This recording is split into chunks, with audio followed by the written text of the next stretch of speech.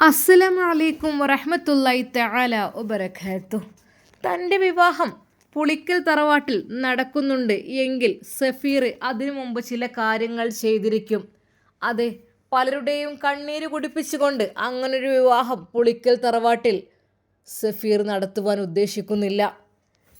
കണ്ണീരിൽ അകപ്പെട്ടു പോയ പാവങ്ങൾ, എൻ്റെ ഉപ്പയുടെ ഉമ്മ, അതെ, ഈ സ്വത്തിനെല്ലാം അവകാശിയായിരുന്ന ഉമ്മ, സഫീറിൻ്റെ സ്വന്തം രക്തത്തിൽ പിറന്ന മകൾ, അവരെല്ലാം കണ്ണീരോട് കൂടി കഴിയുമ്പോൾ എനിക്കെങ്ങനെ സമാധാനത്തോടു കൂടി പുളിക്കൽ തറവാട്ടിൽ വിവാഹം ആഘോഷമായി നടത്താൻ കഴിയും? അത് ന്യായമാണോ? ഒരിക്കലുമല്ല. ആ വീട്ടിലെ വല്യമ്മ ജീവിച്ചിരിക്കുന്നു, ആ വീട്ടിലെ പേരക്കുട്ടി ജീവിച്ചിരിക്കുന്നു. എല്ലാവരും പല സ്ഥലങ്ങളിൽ പാവപ്പെട്ട അവസ്ഥയിൽ, അതെ, മര്യാദക്ക് ഭക്ഷണവും വസ്ത്രവും പോലും കിട്ടാത്ത അവസ്ഥയിൽ തെരുവിൽ കച്ചവടം ചെയ്യുന്ന കൊച്ചുമകളും ജസീറിൻ്റെ പെണ്ണും എല്ലാം കൂടി നോക്കുമ്പോൾ എങ്ങനെ അവർക്ക് സമാധാനത്തോടു കൂടി കല്യാണം നടത്താൻ കഴിയും? വല്ലാത്തൊരു ആളുകൾ തന്നെ. അവൻ ഹാദിയുടെ വിവാഹത്തെക്കുറിച്ച് ഓർത്തു. ഹാദിയുടെ വിവാഹം വളരെയധികം ആഡംബരപൂർണമായിരുന്നു. പക്ഷേ സ്വന്തം പെണ്ണുണ്ട്, അല്ലെങ്കിൽ ഭാര്യയുണ്ട്, അല്ലെങ്കിൽ കുട്ടിയുണ്ട് എന്നുള്ളൊരു ചിന്ത പോലും ഇല്ലാതെയായിരുന്നു സഫീറിൻ്റെ ആ ഒരു കാട്ടിക്കൂട്ടൽ. ആരോടെയുള്ള എന്തൊക്കെയോ ഒരു വാശി തീർക്കുവാൻ വേണ്ടി. പാവം ഹാദിയെങ്കിലും രക്ഷപ്പെട്ടു. പക്ഷേ അവളുടെ അവസ്ഥ ആലോചിക്കുമ്പോൾ റബ്ബേ, പാവമാണ്. എൻ്റെ ജ്യേഷ്ഠൻ്റെ ഒരൊറ്റ കാരണം കൊണ്ടാണ് അവളുടെ കാലുകളെല്ലാം നഷ്ടപ്പെട്ടത്. എന്തൊക്കെ തന്നെ കൊടുത്താലും അവൾക്കൊരിക്കലും അതിന് പകരമാവില്ല. റബ്ബേ, നീ വിചാരിച്ചാൽ എല്ലാം എളുപ്പമുണ്ടല്ലോ. എങ്കിലും എൻ്റെ പ്രിയപ്പെട്ട സുഹൃത്ത് ആഷി ഉസ്താദിൻ്റെ ആ ഒരു മഹാ മനസ്സുകൊണ്ടാണ് അദ്ദേഹം അവളെ വീണ്ടെടുത്തത്. കാരണം അങ്ങനത്തെ അവസ്ഥയിൽ പോലും, കാലുകൾക്ക് ശേഷിയില്ലാത്ത അവസ്ഥയിൽ പോലും തൻ്റെ പ്രിയപ്പെട്ട പെണ്ണിനെ നെഞ്ചോട് ചേർക്കാൻ ആഷി ഉസ്താദിന് കഴിഞ്ഞു. അതാണ് സ്നേഹം. സ്നേഹത്തിൻ്റെ പവർ അതാണ്. സുഖമില്ലാതിരുന്നാൽ പോലും സ്വന്തം ഭാര്യയെ ഭർത്താവിനെ ഉപേക്ഷിച്ച് പോകുന്ന ഈ ഒരു കാലഘട്ടത്തിൽ എൻ്റെ ആഷി ഉസ്താദ് ചെയ്ത ആ ഒരു പുണ്യമാക്കപ്പെട്ട കാര്യം, റബ്ബേ റഹ്മാനെ, അത് വളരെയധികം സന്തോഷകരമായ കാര്യമാണ്. പടച്ച റബ്ബേ, നീ അർഹമായ പ്രതിഫലം നീ കൊടുക്ക് റഹ്മാനെ, ആമീൻ. സഫീർ ദുആ ചെയ്തു. അവൻ യാത്രയിലാണ്. അതെ, അവൻ യാത്ര ചെയ്യുന്നത് മറ്റെങ്ങോട്ടുമല്ലായിരുന്നു. തൻ്റെ പ്രിയപ്പെട്ട റിസ്വാന വക്കീലിനെ തൻ്റെ പ്രിയപ്പെട്ട വല്യമ്മയുടെ അരികിലാക്കി അവൻ തേടി നടക്കുന്നത് മറ്റാരെയുമല്ല, ആ ഒരു കൊച്ചുകുടിൽ ലക്ഷ്യമാക്കിക്കൊണ്ടാണ് നമ്മുടെ സഫീർ പോകുന്നത്. പതിവ് പോലെ അതാ അവൻ കൊച്ചു കുടിലേക്ക് എത്തുന്നു. മനോഹരമായ നീലക്കണ്ണുള്ള ആ ഒരു പെൺകുട്ടി അവനെ കണ്ടപ്പോൾ അതാ ഓടി വരുന്നു. പാപ്പ എന്ന് പറഞ്ഞു വരുമ്പോൾ ശരിക്കും സഫീറിൻ്റെ മനസ്സിൻ്റെ ഉള്ളിൽ വല്ലാത്തൊരു സന്തോഷം. അതെ, കുട്ടി എന്നെ പാപ്പ എന്ന് വിളിക്കുന്നു എന്ന് വെച്ചാൽ ഉപ്പ. എന്നെ കണ്ടിട്ടൊരു പക്ഷേ ഞാനും ജസീറിൻ്റെ അനിയനല്ലേ? എന്തെന്നറിയില്ല, കുട്ടിക്ക് എന്നോട് വല്ലാത്തൊരു ഇഷ്ടം. അവനെ കണ്ടപ്പോൾ തന്നെ അതാ അവൻ്റെ അരികിലേക്ക് ഓടി വന്നു. അവൻ കരുതിയിരുന്ന ആ ഒരു മിഠായികൾ ആ കുഞ്ഞിൻ്റെ കൈകളിൽ ഏൽപ്പിച്ചു. എന്നാൽ അപ്പോഴേക്കും മോളെ ആമി എന്ന് പറഞ്ഞു. എന്നാൽ അതാ അപ്പോഴേക്കും ആയിഷ ആ ഒരു ഷാള് കൊണ്ട് മുഖം മറച്ചു. ആമി ഇങ്ങോട്ട് വാ മോളെ, ആമി ഇങ്ങോട്ട് വാ. നേരെ ആമി പറഞ്ഞു, പാപ്പ വന്നിട്ടുണ്ട്. മോളെ, പാപ്പായോ? അതാരുമല്ല മോളെ, മോളിങ്ങ് വന്നേ, നമുക്ക് ആരുമില്ല എന്ന് പറഞ്ഞില്ലേ, മോളിങ്ങ് വന്നേ മോളെ, വാ. അതെ, അവൾ സങ്കടപ്പെടുകയായിരുന്നു. എന്നാൽ ഒരു നിമിഷം അതാ അവൻക്ക് എന്ത് പറയണമെന്നായിപ്പോയി. കുഞ്ഞ് അവൻ്റെ അരികിൽ കെട്ടിപ്പിടിച്ച് നിൽക്കുകയാണ്. അതെ, ആ കുഞ്ഞിനെ എടുത്ത് അവൻ വാരി ഒരുപാട് മുത്തങ്ങൾ കൊടുത്തു.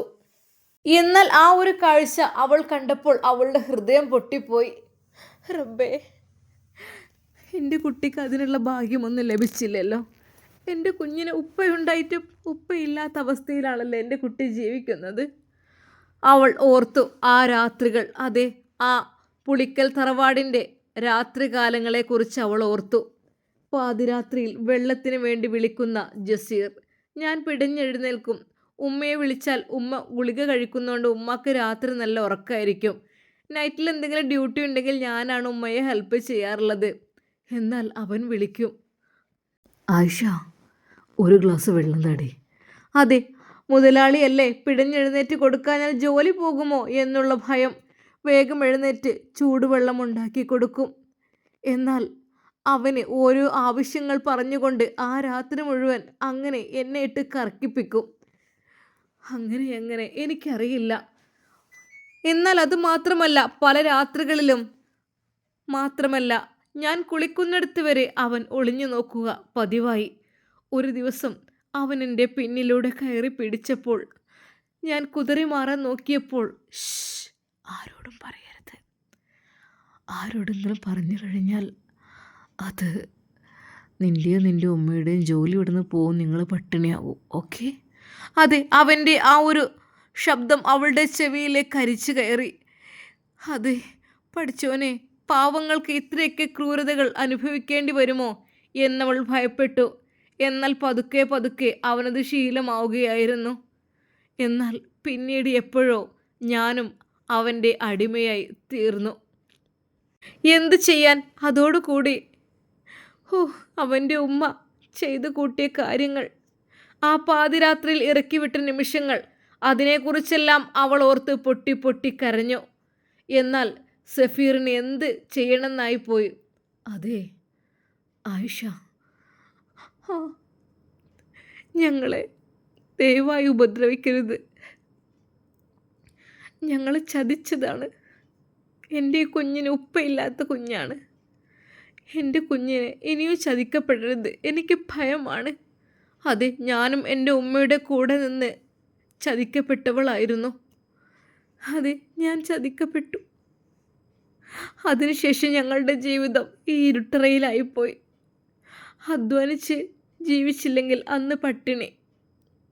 ദയവായി ഞങ്ങൾ ഉപദ്രവിക്കരുത്, ഞങ്ങൾ ജീവിച്ചു പോയിക്കോളാം. അവൾ പൊട്ടിക്കരഞ്ഞുകൊണ്ട് പറഞ്ഞു. സഫീറിൻ്റെ മനസ്സ് വല്ലാതെയായി. എന്നാൽ അതാ സഫീറിനെ കെട്ടിപ്പിടിച്ചുകൊണ്ട് ആ പെണ്ണ് നിൽക്കുകയാണ്. ആമി, മോളെ ആമി, ഉമ്മയെ ചെന്ന് ആശ്വസിപ്പിക്ക്. വേണ്ട, എനിക്ക് പപ്പയും മതി. മോളെ, ശരിക്കും അതാ അവൻക്ക് വല്ലാത്തൊരു സങ്കടം തോന്നി. ആയിഷ, ഒരിക്കൽ പോലും ഞാൻ നിങ്ങളെ ഉപദ്രവിക്കാൻ വന്നതല്ല. നിങ്ങൾക്ക് ഞാനൊരു സേഫ്റ്റി നൽകാം. വേണ്ട പ്ലീസ്, ഈ ഒരു വാടക വീട്ടിൽ എങ്ങനെയെങ്കിലും ജീവിച്ചു പോയിക്കോട്ടെ. കഴിയില്ല, ഇനിയും എന്നെ ഉപദ്രവിക്കരുത് പ്ലീസ്. ഞാൻ എന്ത് തെറ്റ് ചെയ്തിട്ടാ നിങ്ങളോടൊക്കെ? നിങ്ങളൊക്കെ വലിയ വലിയ ആൾക്കാരല്ലേ, അതുകൊണ്ട് ദയവായി എന്നെ ഇനിയെങ്കിലും വെറുതെ വിടൂ. ആയിഷ, ദയവായി ഞാൻ പറയുന്നത് നീ ഒന്ന് കേൾക്കണം. അത് എനിക്കൊരുപാട് പറയാനുണ്ട്, അത് കേട്ടേ നീ മതിയാവൂ. ഒരിക്കലും ജസീറല്ല, ഞാൻ സഫീറാണ്. എന്നെക്കുറിച്ച് അറിയാഞ്ഞിട്ടാണ് ഞാൻ ഒരാളെയും ഉപദ്രവിച്ചിട്ടില്ല. ആയിഷ, ഞാൻ ഒരു കാര്യം പറഞ്ഞാൽ നീ അത് കേൾക്കുമോ? പ്ലീസ്, എന്നോടൊന്നും പറയണ്ട. മരിക്കുവോളം ഞാനും മോളും ഇവിടെ ജീവിച്ചോളാം. ഞങ്ങൾ ഈ ചെറ്റക്കുടിയിൽ എങ്ങനെയെങ്കിലും ജീവിച്ചോളാം. ഒരിക്കൽ പോലും ആ വലിയ തറവാട്ടിലേക്ക് പോരാൻ ഞങ്ങളില്ല. പാതിരാത്രിയിൽ ഗർഭിണിയായ എന്നെയും ഉമ്മയെയും പിടിച്ചിറക്കിയതാണ് നിങ്ങളുടെ ഉമ്മ. അതുകൊണ്ട് തന്നെ അതാലോചിക്കാൻ കൂടി കഴിയുന്നില്ല. പുറത്തെങ്ങാനും കണ്ടാൽ നിങ്ങൾ ഇല്ലാതാക്കുമെന്ന് പറഞ്ഞിട്ടുണ്ട്. ഞങ്ങൾ ഇതിനകത്ത് ജീവിച്ചോട്ടെ പ്ലീസ്. അതെ, അവർ ഭയന്നിട്ടാണ് ഇപ്പോഴും ജീവിക്കുന്നത്. കണ്ടാൽ കൊന്നുകളയുമെന്നും ഭീഷണിപ്പെടുത്തിയിട്ടുണ്ടത്രേ ഉമ്മ. അതുകൊണ്ട് തന്നെ തൻ്റെ കുഞ്ഞിനെ പോലും കാണാൻ സമ്മതിക്കില്ല. എനിക്ക് പേടിയാണ്, പ്ലീസ് നിങ്ങൾ ദയവായി ഈ ഭാഗത്തേക്ക് വരരുത്. ഞാൻ ജസീറിൻ്റെ അനിയനാണ്, എനിക്ക് മനസ്സിലായി. ദയവായി നിങ്ങൾ എന്നെയും കുഞ്ഞിനെയും ജീവിക്കാൻ അനുവദിക്കണം. ശരിക്കും അതാ അവൻ്റെ വാക്കുകൾ കേട്ടിട്ട് അവൾക്ക് വിശ്വാസം വരുന്നില്ല. എന്ത് ചെയ്യണം എനിക്കറിയുന്നില്ല. എന്നാ ഞാൻ മോളെ ആമി, പപ്പ പോയിട്ട് വരാട്ടോ. പപ്പ പോവണ്ട, പപ്പയുടെ കൂടെ ഞാനും വരുന്നു. എന്നാൽ ആ കുഞ്ഞിൻ്റെ പിടി ഒന്നുകൂടി ശക്തമായി. സഫീറിനെ എന്ത് ചെയ്യണമെന്നായിപ്പോയി. മോള് ഉമ്മൻ്റെ അടുത്തേക്ക് പോയിക്കോളി, പപ്പ നാളെ വരാം കേട്ടോ. വേണ്ട, പപ്പയുടെ കൂടെ ഞാനും പോകുന്നുണ്ട്. അതെ, ആ കുട്ടി കരയുകയായിരുന്നു. മോളെ അതെ, കുട്ടിക്ക് മനസ്സിലാകുന്നുണ്ട് അതെൻ്റെ പപ്പയുടെ സ്ഥാനത്തുള്ള ആൾ തന്നെയാണ് എന്നുള്ളത്. ശരിക്കും ഒരു പിതാവിൻ്റെ സ്നേഹം കൊതിക്കുകയാണ് അവൾ. അവൻ്റെ സ്നേഹം കിട്ടിയപ്പോൾ അവൾക്ക് ആരൊക്കെ ഉള്ള പോലെയായി. അതാണ് അവൾ അവനെ തന്നെ കെട്ടിപ്പിടിക്കുന്നത്. പോകല്ലേ പപ്പ, ഞാനുണ്ട്, ഞങ്ങളെ വിട്ടു പോകല്ലേ പപ്പ. എന്നാൽ അത് കണ്ട ആയിഷയുടെ കണ്ണുകൾ നിറഞ്ഞു. പാവൻ്റെ കുട്ടിക്ക് ഉപ്പയില്ലല്ലോ.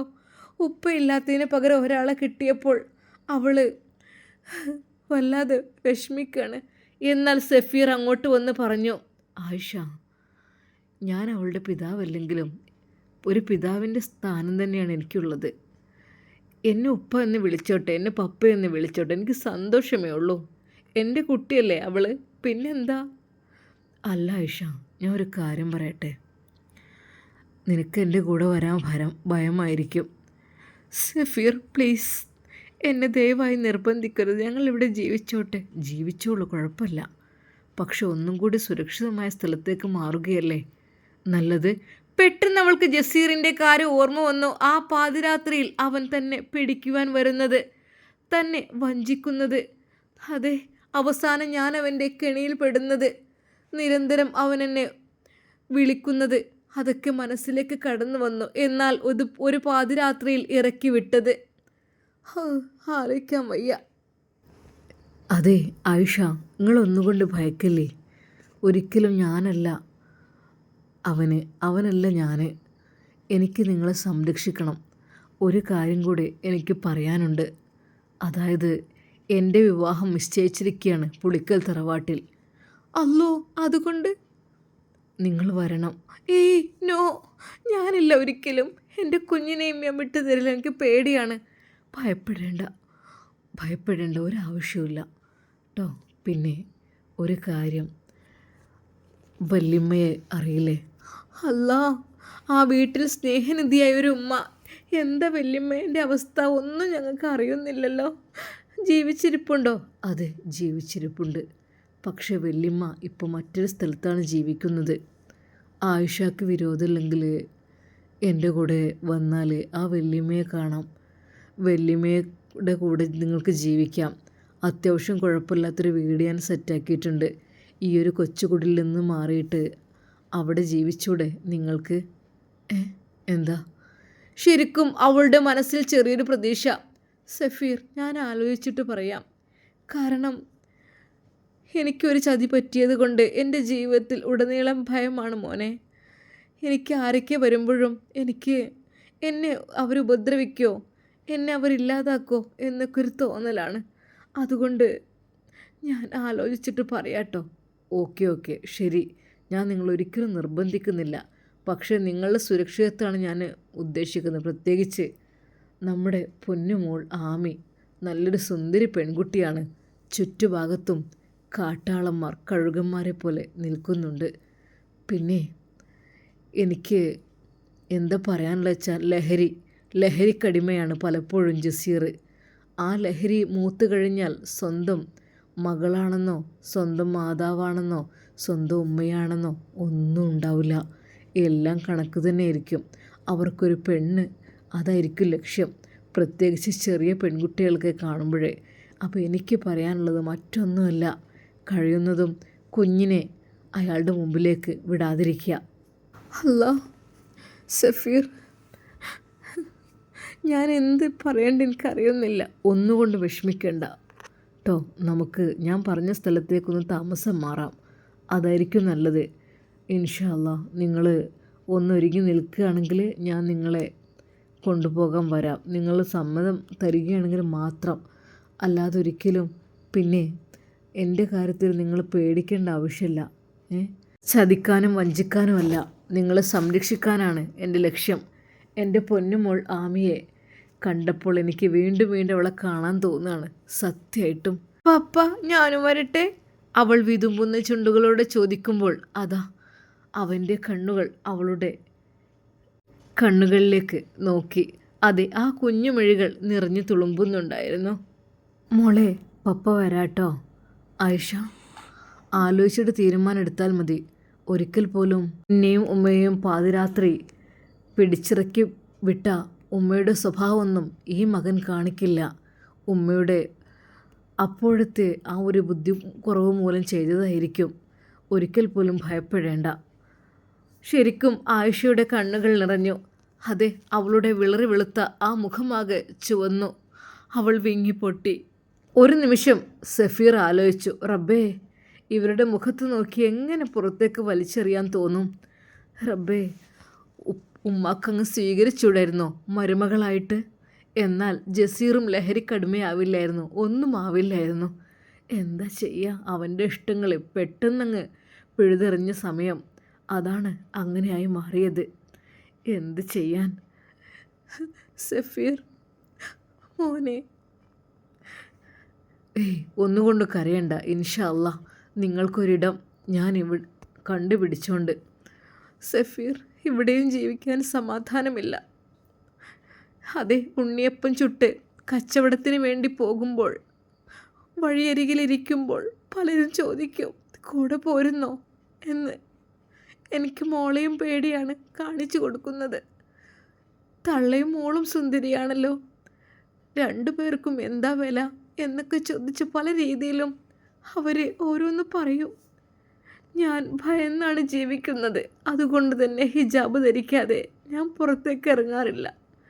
എങ്കിലും കണ്ണുകൾ കണ്ടിട്ടും ചോദിക്കും, എന്ത് കണ്ണുകളാണിത്, അങ്ങനെ എന്നൊക്കെ. എനിക്ക് പേടിയാണ്. എൻ്റെയും മകളുടെയും മുഖം ഒരുപോലെ ആയതുകൊണ്ടായിരിക്കും. അതെ, ആ കണ്ണുകൾ, എൻ്റെ അതേ കണ്ണുകൾ അവൾക്കും കിട്ടിയിരിക്കുന്നത്. ചെറുപ്പം മുതലേ ഉപ്പയില്ലാത്ത കുഞ്ഞായിട്ടാണ് ഞാൻ അവളെ വളർത്തിയത്. എന്നാൽ അതിനിടയിൽ ഉമ്മയും നഷ്ടപ്പെട്ടു. അതോടുകൂടി ഞങ്ങളുടെ ജീവിതത്തിൻ്റെ സുഖമെല്ലാം തീർന്നു സഫീർ. പിന്നെ കഷ്ടപ്പാടായിരുന്നു. അതെ, ഒരു നേരത്തെ ഭക്ഷണത്തിന് വേണ്ടി. അതെല്ലാം കേട്ടപ്പോൾ സഫീറിൻ്റെ കണ്ണുകൾ നിറഞ്ഞു. റബ്ബേ, അല്ലാ, പുളിക്കൽ തറവാട്ടിലെ പൊന്നു മോളാണിത്, എത്രയോ സമ്പത്തിനുടമയായ പിതാവിൻ്റെ മകൾ. എന്നിട്ടും ഈ തെരുവിൽ ഇങ്ങനെ യാചിച്ച് കഴിയേണ്ട അവസ്ഥ എന്ന് വെച്ചാൽ വല്ലാത്തൊരു കഷ്ടം തന്നെ. സഫീർ, ഒരാളുടെ മുമ്പേ കൈ നീട്ടാനാവില്ല എന്ന് കരുതിയിട്ടാണ് ഞാൻ ജോലി ചെയ്യുന്നത്.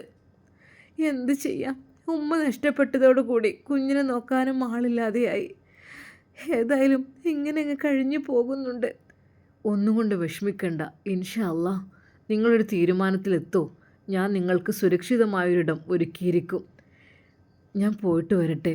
അങ്ങനെ അത് അവിടെ നിന്ന് തിരിച്ചു പോകുമ്പോൾ ആമി പിന്നാലെ ഓടുന്നു. പപ്പ, ഞങ്ങളും വരുന്നു പപ്പ, ഞങ്ങൾ തനിച്ചാക്കി പോകല്ലേ എന്ന് പറഞ്ഞ് സഫീറിനെ കെട്ടിപ്പിടിച്ച് ഒരുപാട് ചുംബിച്ചു. സഫീർ പൊന്നുമോൾക്ക് വേണ്ടി സമ്മാനങ്ങൾ വാങ്ങിക്കൊണ്ടുവരാം എന്ന് പറഞ്ഞു അവൾ അവിടെ വെച്ചു. പക്ഷേ ആ പൊന്നുമോളുടെ വിതുമ്പുന്ന ആ ഒരു കണ്ണുനീർ, ആ ഒരു തേങ്ങൽ അത് ദൂരേക്ക് കേൾക്കുന്നുണ്ടായിരുന്നു. സഫീർ കണ്ണുകൾ അടച്ച് ചെവി പൊത്തിയിട്ടാണ് അവിടെ നിന്ന് പോരാൻ ശ്രമിച്ചത്. കാരണം ആ കുഞ്ഞിൻ്റെ കരച്ചിൽ ചെവിയിലേക്ക് ഇങ്ങനെ അലക്കുമ്പോൾ അത് അവൻക്ക് താങ്ങാൻ കഴിയുന്നതിലും അപ്പുറമായിരുന്നു. ഇൻഷാ അല്ലാ നമുക്കിതിൻ്റെ ബാക്കി ഭാഗം നാളെ കാണാം. അതുവരേക്കും എല്ലാവർക്കും അസ്സലാമു അലൈക്കും വറഹ്മത്തുള്ളാഹി തആല വബറകാതുഹു.